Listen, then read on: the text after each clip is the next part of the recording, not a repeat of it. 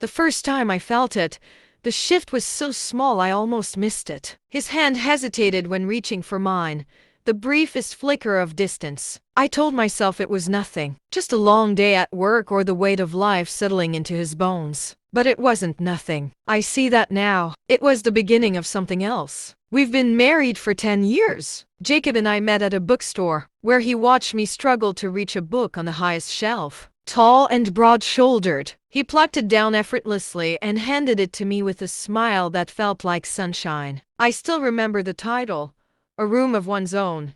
How ironic. I didn't know then that years later, I'd crave a space of my own away from him, away from the ache of betrayal. Lately, Jacob's smiles have dimmed, and the warmth in his eyes has cooled, like a candle burning low. He comes home later, offers vague explanations about work, traffic, or errands that never quite add up. His phone, once left carelessly on the kitchen counter, is now always with him, clutched like a secret. At first, I dismissed it. You're being paranoid, I told myself. He's under stress. But the evidence grew louder, and my denial grew weaker. One day, I found a receipt for a restaurant, tucked into his coat pocket. One we've never been to together. It wasn't an expensive place, just a quiet cafe on the other side of town. But it spoke volumes. I waited for the right moment to confront him, but the right moment never came. One evening, as we sat in the living room, the air thick with unspoken words, I said it. Jacob, who is she? His eyes darted to mine, wide with surprise, and then, like a fortress crumbling, he sighed. Her name is Claire. The world tilted. Claire. A simple, unassuming name, not the monster I had imagined. How long? My voice was steady, but my hands trembled. 6 months, he whispered, staring at the floor as if it could offer him an escape. I didn't cry. I expected tears, fury, a storm. But I felt hollow, like someone had scooped out my insides. Why? It was the only question that mattered. I don't know, he said, voice breaking. I love you, but something felt missing. I wanted to scream that I was not something. I was his wife, the woman who stood by him through everything. But I stayed silent. The aftermath. We spent days in limbo, coexisting but not living. He said he would end it, and I believed him because I wanted to believe. He promised to try to fix what had broken between us, but there were cracks too deep to mend. I met Claire once, though Jacob never knew. I sat in that quiet cafe, watching her from across the room. She was younger than me, with soft brown curls and a laugh that reminded me of wind chimes. She wasn't extraordinary, and that was the most painful part. She wasn't better than me, just different. When Jacob came home one night, I asked him a question I hadn't before. Do you love her? He didn't answer right away. His silence was the answer I feared.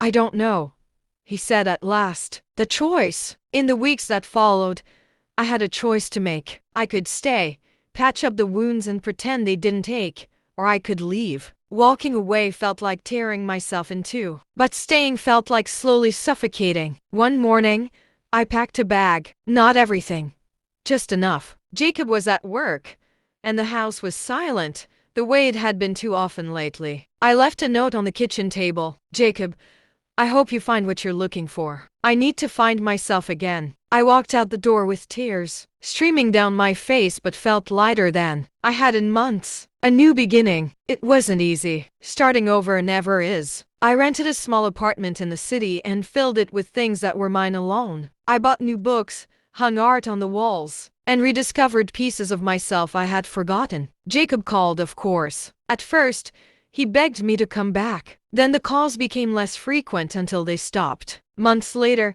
I saw him again. We ran into each other at a park. He looked thinner, older, and sadder. He told me Claire had left him, that she wasn't what he thought she was. He apologized, tears in his eyes, but I wasn't angry anymore. Are you happy? He asked. I thought about it.